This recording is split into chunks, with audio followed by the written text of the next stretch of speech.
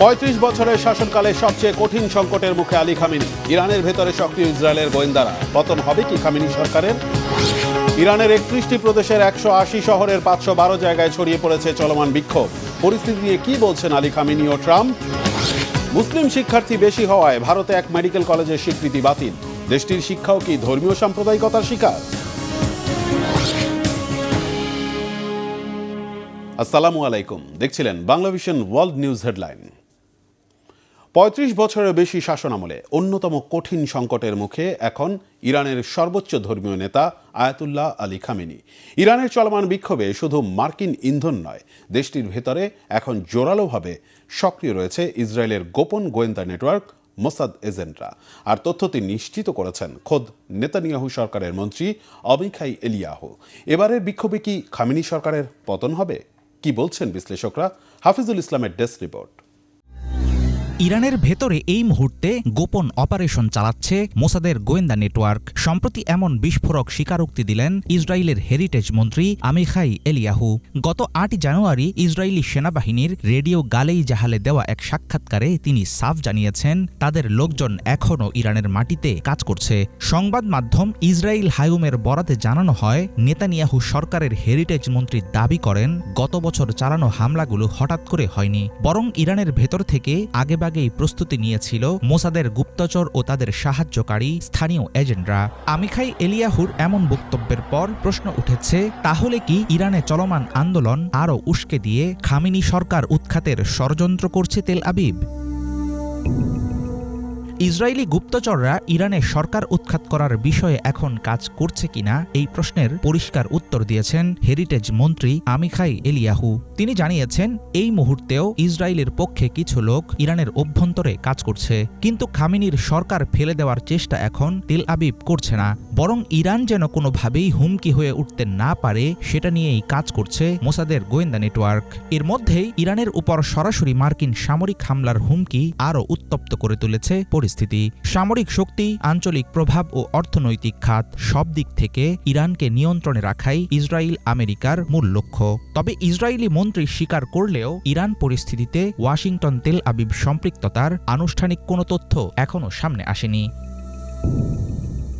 সর্বোচ্চ ধর্মীয় নেতা আয়াতুল্লাহ আলী খামেনি তার ৩৫ বছরেরও বেশি সময়ের শাসনকালে এমন কঠিন পরিস্থিতিতে কমই পড়েছেন। চলমান আন্দোলনে পশ্চিমাদের মদদ রয়েছে এমন দাবি করে তিনি সাফ জানিয়েছেন শত্রুর ষড়যন্ত্রের কাছে আত্মসমর্পণ করবে না ইরান। অর্থনৈতিক অসন্তোষ থেকে শুরু হওয়া বিক্ষোভের ঢেউ আছড়ে পড়েছে গোটা দেশে। কঠোর দমনপীড়নের মধ্যেও ডাক দেওয়া হচ্ছে সরকার পতনের। রাষ্ট্রীয় টেলিভিশন ভবন, মেট্রো স্টেশন, ব্যাংক, দোকানপাট ছাড়াও আগুন দেওয়া হয়েছে যানবাহন ও বিভিন্ন স্থাপনায়। পরিস্থিতি সামাল দিতে ইন্টারনেট বন্ধ রেখেছে ইরান সরকার। দীর্ঘদিন ধরে খামেনি প্রশাসন অভিযোগ করে আসছে ইরানের ভেতরের অস্থিরতা, আন্দোলন ও নিরাপত্তা চ্যালেঞ্জের পেছনে ইসরায়েল ও পশ্চিমা গোয়েন্দা সংস্থাগুলোর হাত রয়েছে। দেশটির বর্তমান পরিস্থিতি সেই পুরনো অভিযোগকেই নতুন করে সামনে এনে দিল। গত এক দশকে একের পর এক সাজানো দুর্ঘটনা ইঙ্গিত দিচ্ছে ইরানের অভ্যন্তরীণ আন্দোলনকে ব্যবহার করে এবারও ফায়দা নিতে তৎপর ইসরায়েল। অনেক বিশ্লেষকের ধারণা, আপাতত খামেনি সরকারের উৎখাত না চাইলেও আন্দোলনের সুযোগে ইরানকে ভেতর থেকে আরও দুর্বল করে দিচ্ছে মোসাদের গুপ্তচর নেটওয়ার্ক। ইরানি পারমাণবিক বিজ্ঞানীদের রহস্যজনক হত্যাকাণ্ড, বিভিন্ন সামরিক স্থাপনায় বিস্ফোরণ, সাইবার হামলা ও বিপুল পরিমাণ সরকারি গোপন নথি পাচার, সব ক্ষেত্রেই ইসরায়েলের গোয়েন্দা সংস্থা মোসাদের দিকে আঙুল তুলে এসেছে ইরান। ২০২০ সালে শীর্ষ পরমাণু বিজ্ঞানী মোহসেন ফাখরিজাদেহকে হত্যার পর ইরান দাবি করে এই হত্যাকাণ্ড দেশের ভেতর থেকেই চালানো হয়েছে। বর্তমান পরিস্থিতিতে ইরানে চলমান আন্দোলনের প্রশংসা করেছেন ইসরায়েলের প্রধানমন্ত্রী বেনিয়ামিন নেতানিয়াহু। ইরানের অভ্যন্তরে নিজস্ব এজেন্টদের সক্রিয় থাকার স্বীকারোক্তিও দিলেন তার আরেক মন্ত্রী। এমন সংকটে অনেকের আশঙ্কা অচিরেই হয়তো বড় ক্ষতির মুখে পড়তে পারে ইরান। হাফিজুল ইসলাম, বাংলাভিশন। এদিকে ইরানের রক্তক্ষয়ী বিক্ষোভ ছড়িয়ে পড়েছে দেশটির ৩১টি প্রদেশের ১৮০টি শহরের ৫১২টি জায়গায়। বিক্ষোভে এ পর্যন্ত ৬৫ বিক্ষোভকারীর মৃত্যুর খবর পাওয়া গেছে। এদের মধ্যে ৫১ জন বিক্ষোভকারী ও ১৪ জন নিরাপত্তা বাহিনীর সদস্য। গ্রেফতার করা হয়েছে ২৩০০ বিক্ষোভকারীকে।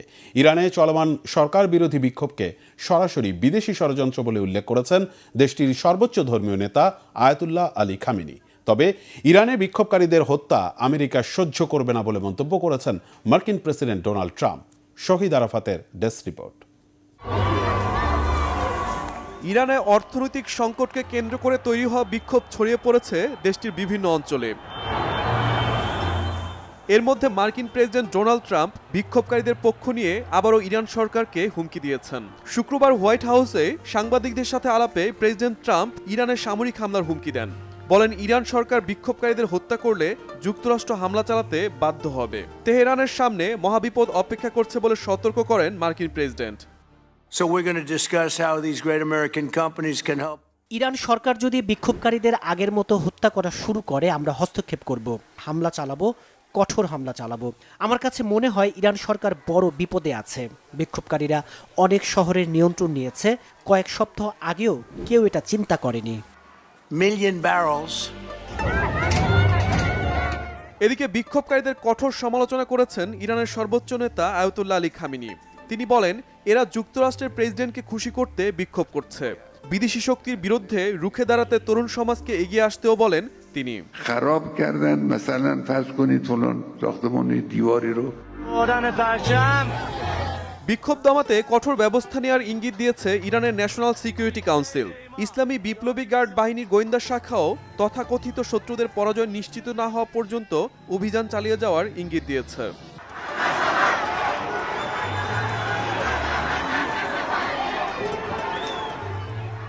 ইরানের বিক্ষোভকারীরা ক্রমশ সহিংস ও বেপরোয়া হয়ে উঠছেন। শুক্রবার জুমার নামাজের পর আন্দোলনকারীরা খামেনির পদত্যাগ চেয়ে স্লোগান দিতে থাকে। বিভিন্ন এলাকায় বিক্ষোভকারীদের সাথে নিরাপত্তা বাহিনীর সংঘর্ষ হয়। বাস, গাড়ি ও মোটরসাইকেলে আগুন জ্বালিয়ে দেয় উত্তপ্ত বিক্ষোভকারীরা। পরিস্থিতি নিয়ন্ত্রণে নিরাপত্তা বাহিনী গুলি চালালে অনেকে হতাহত হয়। বিক্ষোভ দমনে নিরাপত্তা বাহিনীর সহিংসতায় গভীর উদ্বেগ জানিয়েছেন যুক্তরাজ্য, জার্মানি ও ফ্রান্সের নেতারা। নিহতের ঘটনায় উদ্বেগ জানিয়েছে জাতিসংঘ। শহীদ আরাফাত, বাংলাভিশন নিউজ ডেস্ক। ভবিষ্যতে চীন ও রাশিয়ার দখলদারিত্ব ঠেকাতে গ্রিনল্যান্ডের মালিকানা চায় আমেরিকা, এমন ঘোষণা দিলেন মার্কিন প্রেসিডেন্ট ডোনাল্ড ট্রাম্প। তবে গ্রিনল্যান্ড বিক্রির জন্য নয় বলে সাফ জানিয়েছেন অঞ্চলটির বাসিন্দারা। এদিকে যুক্তরাষ্ট্র গ্রিনল্যান্ডের নিয়ন্ত্রণ নিতে সামরিক শক্তি ব্যবহার করলে তার ন্যাটোর জন্য মারাত্মক পরিণতি বয়ে আনবে বলে মনে করেন ট্রাম্পের মিত্র হিসেবে পরিচিত ইতালির প্রধানমন্ত্রী জর্জিয়া মেলোনি। একই শঙ্কা পোল্যান্ডের প্রধানমন্ত্রী ডোনাল্ড টাস্কেরও। বিস্তারিত সঞ্জিদা ইসলাম তন্নির ডেস্ক রিপোর্টে। মার্কিন প্রেসিডেন্ট হিসেবে দ্বিতীয় মেয়াদে ক্ষমতা গ্রহণের পর থেকেই আকারে ইঙ্গিতে ডেনমার্কের আধা স্বায়ত্তশাসিত অঞ্চল গ্রিনল্যান্ড দখলে নেওয়ার ইচ্ছা প্রকাশ করে আসছিলেন ডোনাল্ড ট্রাম্প। এবার প্রকাশ্যেই জানালেন যে কোনো উপায়ে গ্রিনল্যান্ড দখল করবেন তিনি। সহজ উপায়ে না হলে গ্রিনল্যান্ডের দখল নিতে কঠিন পথেই হাঁটবেন বলে জানিয়েছেন মার্কিন প্রেসিডেন্ট। কিন্তু কেন গ্রিনল্যান্ড দখলে মরিয়া ট্রাম্প? তার উত্তরও দিয়েছেন প্রেসিডেন্ট নিজেই। অদূর ভবিষ্যতে রাশিয়া বা চীনের দখলদারিত্ব ঠেকাতেই গ্রিনল্যান্ড দখলে নিতে চান বলে জানিয়েছেন ট্রাম্প। এর আগে আধা স্বায়ত্তশাসিত অঞ্চলটি কেনার কথা বিবেচনা করা হচ্ছে বলে জানিয়েছিল হোয়াইট হাউস। তবে ট্রাম্প জানান এখনই তেমন কিছু না ভাবলেও ভবিষ্যৎ প্রয়োজনে এমন পদক্ষেপ নিতে হতে পারে। আমি এখনই অর্থের বিনিময়ে গ্রিনল্যান্ডের কথা ভাবছি না। পরবর্তীতে হয়তো সে বিষয়ে কথা বলতে পারি। তবে এই মুহূর্তে তারা এটা পছন্দ করুক বা না করুক, আমরা গ্রিনল্যান্ডের কিছু একটা করতে যাচ্ছি। কারণ আমরা যদি তা না করি, রাশিয়া বা চীন গ্রিনল্যান্ড দখল করবে এবং আমরা রাশিয়া বা চীনকে প্রতিবেশী হিসেবে রাখবো না। তবে ট্রাম্পের গ্রিনল্যান্ড কেনার পরিকল্পনা বর্তমানে বা ভবিষ্যতে কখনোই সফল হবে না বলে জানিয়েছেন অঞ্চলটির বাসিন্দারা। গ্রিনল্যান্ড বা এর লোকজন বিক্রির জন্য নয় বলেও স্পষ্ট করেছেন। টাকার বিনিময়ে আমেরিকান নাগরিক হতে পছন্দ করবেন কিনা এমন প্রশ্নের জবাবে গ্রিনল্যান্ডবাসীরা জানান তাদের টাকার প্রয়োজন নেই। আমার টাকা চাই না, আমার এটির প্রয়োজন নেই। অন্যদের ভিন্ন মত থাকতে পারে, তবে আমি এখানে ভালো আছি। একটি দেশকে টাকার বিনিময়ে আপনি কিনতে পারেন না। আশা করি বিষয়টি তারা বুঝবেন। এদিকে গ্রিনল্যান্ড দখলে নিতে ট্রাম্প সামরিক শক্তি ব্যবহার করবেন না বলে বিশ্বাস করেন ইতালির প্রধানমন্ত্রী জর্জিয়া মেলোনি। পাশাপাশি যুক্তরাষ্ট্রের এমন পদক্ষেপ ন্যাটোর ওপর মারাত্মক প্রভাব ফেলতে পারে বলেও সতর্ক করেন তিনি। আমি বিশ্বাস করি না যে যুক্তরাষ্ট্র গ্রিনল্যান্ডের নিয়ন্ত্রণ নিতে সামরিক অভিযান শুরু করবে। তাদের এমন পদক্ষেপ আমি কখনোই সমর্থন করব না, কারণ আমি বিশ্বাস করি এটি কারো উপকারে আসবে না, যুক্তরাষ্ট্রের জন্য লাভবান হবে না। একই বিষয়ে উদ্বেগ প্রকাশ করেছেন পোল্যান্ডের প্রধানমন্ত্রী ডোনাল্ড টাস্কো। যুক্তরাষ্ট্রের গ্রিনল্যান্ড দখলের হুমকি এরই মধ্যে ন্যাটোর ওপর প্রভাব ফেলতে শুরু করেছে বলে জানিয়েছেন টাস্ক। পোল্যান্ড যুক্তরাষ্ট্রের অনুগত মিত্র, তবে গ্রিনল্যান্ড ইস্যুতে ন্যাটো ও যুক্তরাষ্ট্রের মধ্যে আদর্শিক ও রাজনৈতিক উত্তেজনা নিয়ে আমি উদ্বিগ্ন। যুক্তরাষ্ট্র ও ন্যাটোর বিভাজন ভালো কিছু বয়ে আনবে না। রাশিয়ার আগ্রাসন থেকে বাঁচতে পোল্যান্ড যুক্তরাষ্ট্র ও ন্যাটোর ওপর নির্ভরশীল। গ্রিনল্যান্ডকে ঘিরে ন্যাটোর সঙ্গে দ্বন্দ্ব রাশিয়াকে হামলার ইন্ধন যোগাবে বলেও আশঙ্কা পোলিশ প্রধানমন্ত্রীর। সানজিদা ইসলাম তন্নি, বাংলা ভিশন, নিউজ ডেস্ক। ভারতের মুসলিমরা এবার কোণঠাসা শিক্ষা ব্যবস্থাতেও। দেশটির জম্মুর একটি মেডিকেল কলেজে এমবিবিএসে ভর্তি হওয়া শিক্ষার্থীদের মধ্যে মুসলিমদের সংখ্যা বেশি হওয়ায় বাতিল করা হয়েছে ওই প্রতিষ্ঠানটির স্বীকৃতি। এ নিয়ে দেখা দিয়েছে নতুন সমালোচনা ও বিতর্ক। ভারতের শিক্ষা ব্যবস্থাও কি এখন ধর্মীয় মেরুকরণের শিকার? বিস্তারিত থাকছে মোর্শেদ আলমের ডেস্ক রিপোর্টে। ভারতে দিন দিন বেড়ে চলেছে ধর্মীয় সাম্প্রদায়িকতা। দেশটির মুসলিম নাগরিকদের নানাভাবে কোণঠাসা করার অভিযোগ যেন নতুন মাত্রা পেল জম্মুর একটি মেডিকেল কলেজে ভর্তি পরীক্ষায় হিন্দুদের চেয়ে মুসলিম শিক্ষার্থীরা বেশি চান্স পাওয়ায় প্রতিষ্ঠানটির স্বীকৃতি বাতিলের ঘটনাকে কেন্দ্র করে। দেশটির ন্যাশনাল মেডিকেল কাউন্সিল আকস্মিকভাবেই কলেজটির এমবিবিএস কোর্সের অনুমতি প্রত্যাহার করে নেওয়ার পর স্পষ্ট হয়ে উঠেছে, উচ্চশিক্ষার মতো সংবেদনশীল খাতেও ধর্মীয় পরিচয় এখন রাজনৈতিক চাপের লক্ষ্য উগ্র হিন্দুত্ববাদীদের। এসব তথ্য উঠে এসেছে ইন্ডিয়ান এক্সপ্রেসের সংবাদে। স্বীকৃতি বাতিলের খবর প্রকাশের পরে সামনে আসে আরেকটি চাঞ্চল্য তথ্য।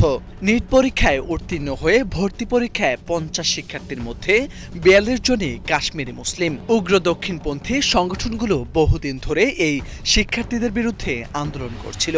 বিশ্ব হিন্দু পরিষদ, বজরং দলসহ হিন্দুত্ববাদী গোষ্ঠীগুলোর দাবি ছিল বৈষ্ণোদেবী মন্দির কর্তৃপক্ষের দানে প্রতিষ্ঠিত কলেজে হিন্দু শিক্ষার্থীদের অগ্রাধিকার দিতে হবে। এরপর মুসলিম শিক্ষার্থীদের অতিরিক্ত বলে আখ্যা দিয়ে চাপ সৃষ্টি করতে থাকলে তার ঠিক পরদিনই এনএমসি স্বীকৃতি বাতিল করে দেয়।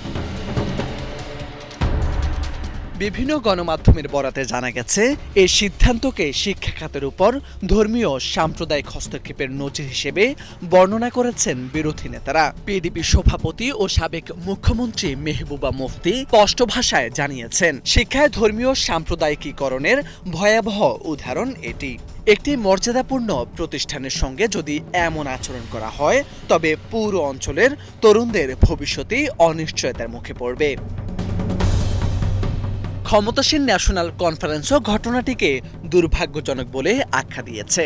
তাদের মতে ধর্ম বা অঞ্চলের ভিত্তিতে ভর্তি প্রক্রিয়া নিয়ন্ত্রণের চেষ্টা গণতন্ত্রের মূল আদর্শের বিরুদ্ধে যায়।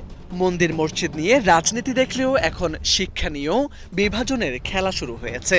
বিজেপি অবশ্য এই সিদ্ধান্তকে সমর্থন জানিয়েছে। তারা দাবি করেছে কলেজটি মানদণ্ড পূরণ করতে ব্যর্থ হয়েছে।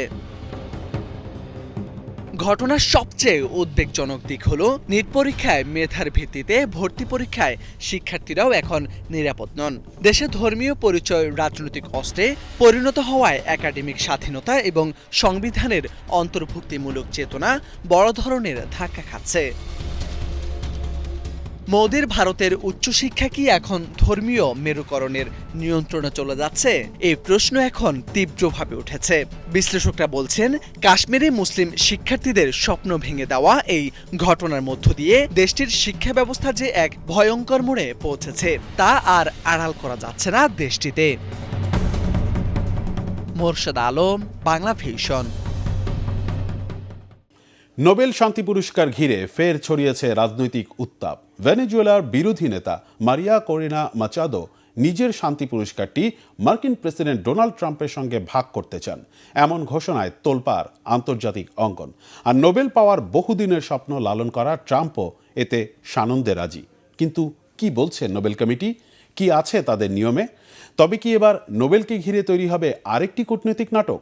বিস্তারিত থাকছে মোর্শেদ আলমের আরেকটি ডেস্ক রিপোর্টে।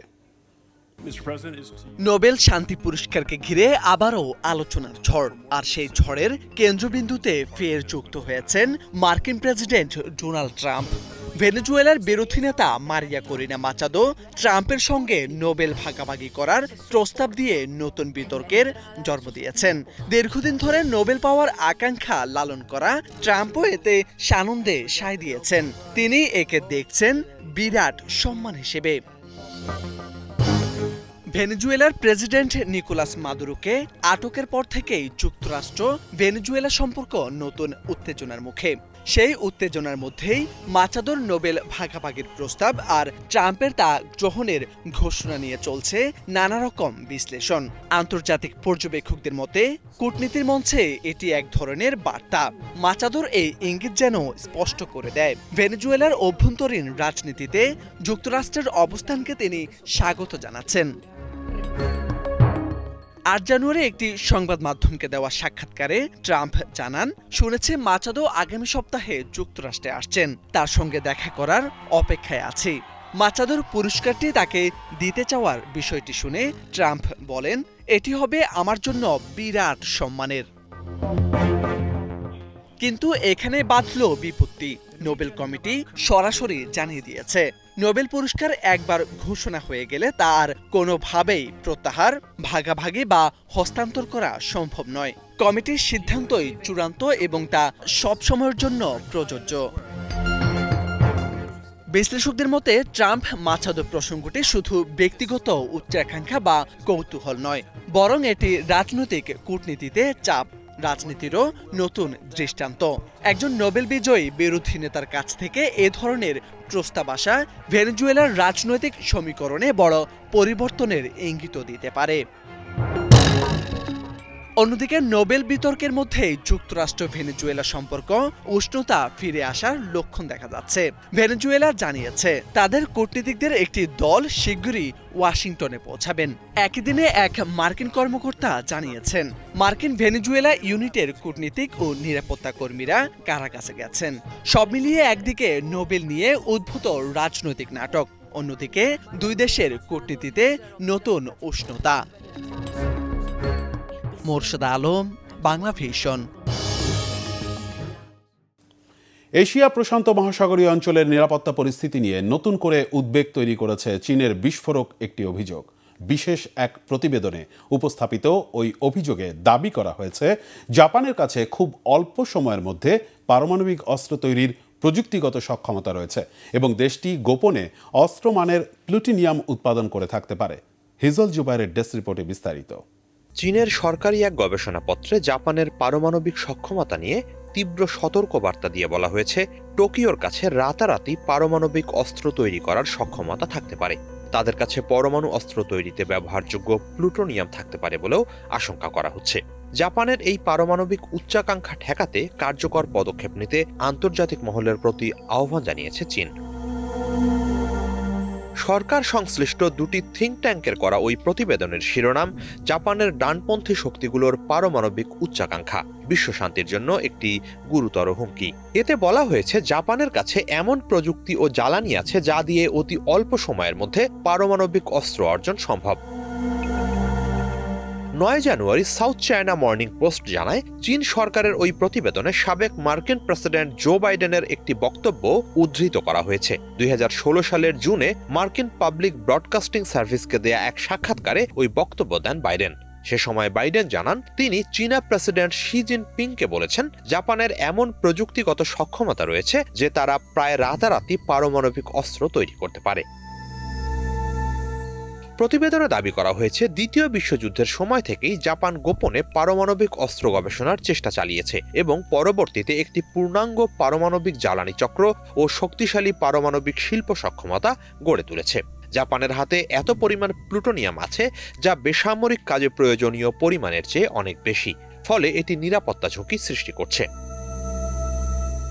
একই সঙ্গে প্রতিবেদনের সাথে সংশ্লিষ্ট বিশ্লেষকরা আশঙ্কা প্রকাশ করেছেন যে জাপানের কিছু সামরিক প্ল্যাটফর্ম যেমন আধুনিক যুদ্ধবিমান ও রণতরী ভবিষ্যতে পারমাণবিক অস্ত্র বহনে সক্ষম। প্রতিবেদন অনুযায়ী জাপানই একমাত্র অপারমাণবিক রাষ্ট্র যারা পারমাণবিক অস্ত্র বিস্তার রোধ চুক্তি NPT এর আওতায় থেকেও ব্যবহৃত জ্বালানি পুনঃপ্রক্রিয়াকরণের প্রযুক্তি ও অস্ত্রমানের প্লুটোনিয়াম আহরণের সক্ষমতা রাখে। গ্রিন পিস এর 1994 সালের এক গবেষণার বরাত দিয়ে বলা হয় জাপান প্রায় 40 কেজি অস্ত্রমানের প্লুটোনিয়াম উৎপাদন করে থাকতে পারে। চীনের পররাষ্ট্র মন্ত্রণালয় বলছে এই বিশ্লেষণী প্রতিবেদন জাপানের ডানপন্থী শক্তির প্রকৃত উদ্দেশ্য উন্মোচন করেছে। এ বিষয়ে জাপানকে স্বচ্ছতা বজায় রাখতে ও আন্তর্জাতিক নীতির প্রতি সম্মান দেখানোর আহ্বান জানানো হয়েছে। সমালোচকরা বলছেন আনুষ্ঠানিকভাবে জাপানের পারমাণবিক অস্ত্র না থাকলেও এর প্রযুক্তিগত ভিত্তি ও প্লুটোনিয়াম মজুদ থেকে এটি ভাবার সুযোগ আছে যে তারা পারমাণবিক অস্ত্র অর্জনের দ্বার প্রান্তে থাকতে পারে। এ নিয়ে ভূরাজনৈতিক উত্তেজনা আরও বাড়তে পারে পূর্ব এশিয়ায়। অন্তত চীন সেই ইঙ্গিতই দিয়েছে, তারা এটিকে গুরুতর নিরাপত্তা ঝুঁকি হিসেবে বিবেচনা করছে। শুধু চীন নয়, সম্প্রতি উত্তর কোরিয়ার নেতা কিম জং উনও জাপানের পারমাণবিক সক্ষমতা অর্জন চেষ্টার বিরোধিতা জানান। এ ধরনের যে কোনো প্রচেষ্টা কঠোরভাবে প্রতিহত করার হুঁশিয়ারি জানিয়েছেন তিনি। উত্তর কোরিয়ার পররাষ্ট্র মন্ত্রণালয়ের অধীন ইনস্টিটিউট ফর জাপান স্টাডিজ এর পরিচালক এক বিবৃতিতে বলেন জাপানের পারমাণবিক অস্ত্র অর্জনের চেষ্টা শুধু এশিয়া নয়, পুরো বিশ্বের জন্যই মারাত্মক ঝুঁকি তৈরি করবে। তার ভাষায় জাপানের পারমাণবিক হওয়ার প্রচেষ্টা মানব জাতির জন্য এক মহা বিপর্যয় বয়ে আনবে। হিজল জোবায়ের, বাংলা ভিশন। এই ছিল এখনকার মতো, এতক্ষণ সাথে থাকায় ধন্যবাদ।